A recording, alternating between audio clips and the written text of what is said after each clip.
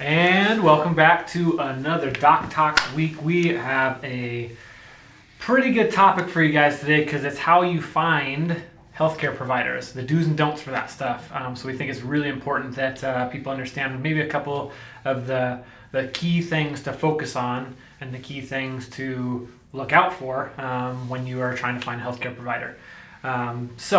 To start it off with, let's go with that very first topic. What we got?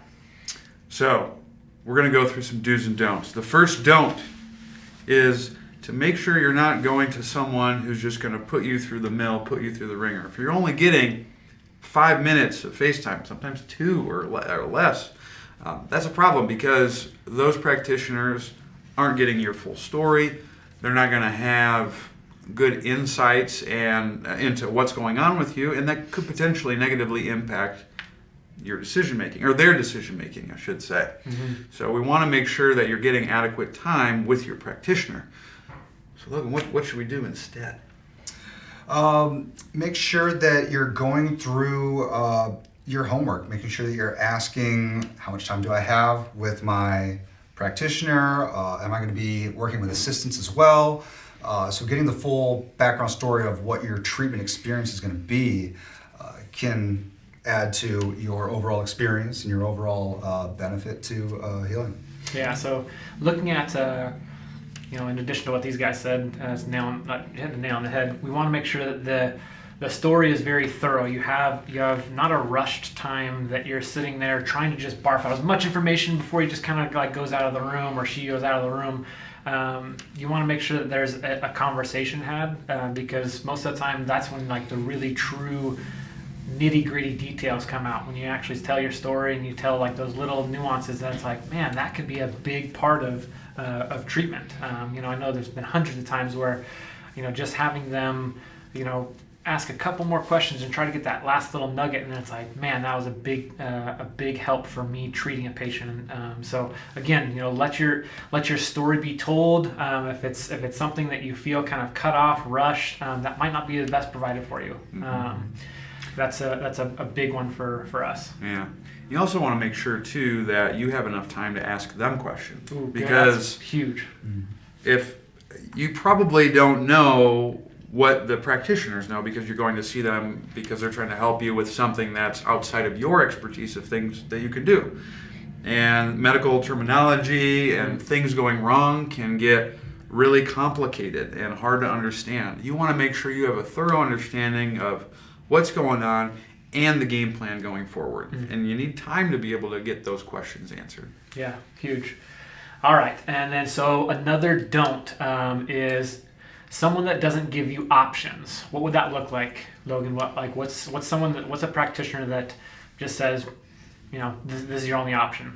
Yeah, so obviously everyone's conditions are different. There's varying degrees in certain things. So you want to make sure that if they have a plan, there's a plan B, right? Because they're going to want to try something, see how things are reacting. But with follow-ups, you also want to make sure that you are getting results. So sometimes you're not going to get that just from the first initial visit or the first initial treatment or from just the first initial options they give you. So there may not be it may be something outside of their overall expertise.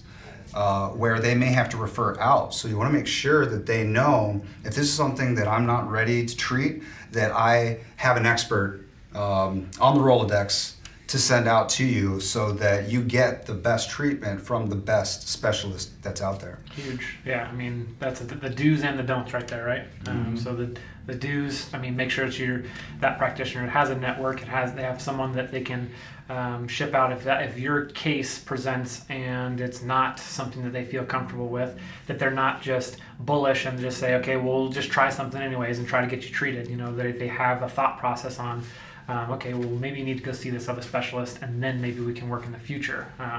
Having that humbleness about what your scope is and what you're best at is very important. A lot of general practitioners, it's in the name, general. They know a little bit about everything. And there's a lot of conditions that they can treat. So if you have cold, flu, anything like that, those are the go-to people. But what makes them equally as important is because they have such a wide, broad base of knowledge, they'll know who to send you to. If you have someone who's hesitant to send you out, that's a problem. And not only that, you want to make sure that they give you options of treatment for a specific thing, because there can be less aggressive strategies. For example, if you hurt your knee, which could be physical therapy or chiropractic, and there can be more aggressive, which is surgery.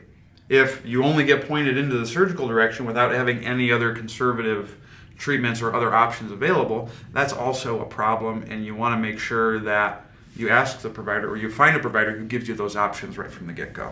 Yep, huge. In addition to that, if they only give you that one option and they kind of push you there too, almost like a scare tactic, that's a huge red flag. There's not a lot of people that we work with that do that, but it happens every once in a while. You hear these horror stories of, well, he told me I could only do this, so I had to do it, and then it ended up being a horrible decision. So if you have a scare tactic type feel, or you feel frightened about your condition, you should feel better leaving these appointments. You should feel like there's a plan in place, even if there is procedures that need to happen. You should feel confident in that provider, not scared of what's going to happen. That's a big one for some of these patients that we've seen in the past. So. Yeah, and treatment itself is a give and take. There should be communication between the patient and the practitioner. So if there's any hesitancy towards any options or any treatment techniques that's being used, it's your right to speak up and to see if there's maybe other ways to approach it. Yeah. So, yeah. And so one of the last ones is, don't go with the first option that is presented. People that have the ability to research or have a little bit of a know-how on how to research, they'll probably find a better provider for them. They'll be able to read reviews, they'll be able to go onto websites, they'll be able to check grades and all that kind of stuff. That's what you want to do for yourself. Make sure that you're taking time to really, do your own research. What are some of the websites? What are some of the sources that these guys can use? You guys know of any right off the top of your head? Healthgrades is a good one. Healthgrades. If you look up Healthgrades, if you just look up the practitioner's name that you're thinking of in Google, they usually have a laundry list of different reviews from them. I think a vastly underrated one is if you have a practitioner who you trust that you're already working with, like, maybe these docs right here. Okay. You can ask us, and we might be able to recommend someone, because we know our limits. If you come in here with a cold, not the place to get better with a cold. But we might have a GP who we like, who lives right close to you, that we can refer you to. And we're not going to send you to someone who isn't good, because that would reflect poorly on us, and it wouldn't best help you. So if you have someone who you've worked with previously and you trust them, say, hey, do you know anyone who can deal with knee pain? Or do you have anyone who, I just got diagnosed with this kidney issue that I need to get checked out? Who's your good kidney doc? That's usually a great way to find someone who's worthwhile. And let's be clear, you don't want to necessarily ask one of your family members who that's the case, because they are not trained in medicine. So their semblance of, or their knowledge of what makes a practitioner good versus not, is not to the extent that an actual medical provider would know. Correct. Yeah, those are really good topics. So again, the do's and don'ts. Those are some of our hard hitters for making sure that you guys can find and research your guys' next provider if you guys need someone.